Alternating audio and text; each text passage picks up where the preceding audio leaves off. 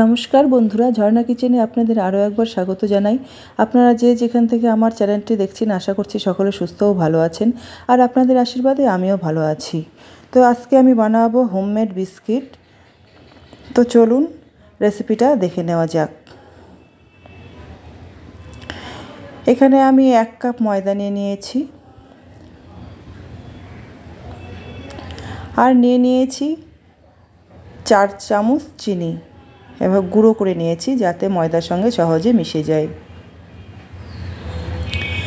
আমি এখানে দিয়ে দিলাম 25 থেকে 30 গ্রাম মতো তেল, সাদা তেল আমি ইউজ করেছি।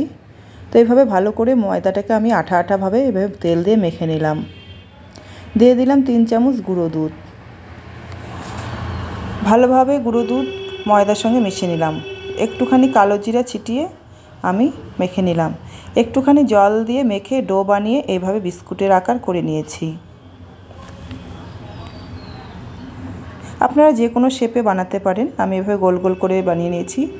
সমস্ত ময়দাটাকে এভাবে আমি বিস্কুটের আকার করে নিয়েছি। এখানে আমি কিছু আমন্ড 4-5টা আমন্ড কুচি কুচি করে বিস্কুটের আকারগুলোর উপর বসিয়ে দিলাম। এবারে একটা থালাতে তেল মেখে নেব। আমি সামান্য একটু সাদা তেল দিয়ে থালাটা মাখিয়ে নিলাম। এবার এই থালার মধ্যে আমি বিস্কুটগুলো সাজিয়ে দিলাম। ওভেনে দিয়ে দিয়েছি তাওয়ার উপরে থালাটা বসিয়ে দিলাম।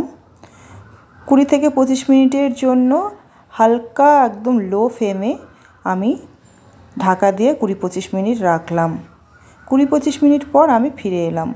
বিস্কুটগুলি আমার তৈরি হয়ে গেছে।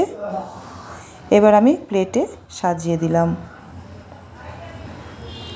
এভাবে আপনারা বাড়িতে ট্রাই করে দেখবেন। খুবই সুন্দর মুচমুচে বিস্কুট তৈরি হয়, খাস্তা হয়, খেতে ভীষণই টেস্ট লাগে। তো রেসিপিটি কেমন লাগলো? যদি রেসিপিটি ভালো লাগে তাহলে একটা লাইক দিয়ে কমেন্টে জানাবেন, আর আমার চ্যানেলটি সাবস্ক্রাইব করে দেওয়ার অনুরোধ রইল।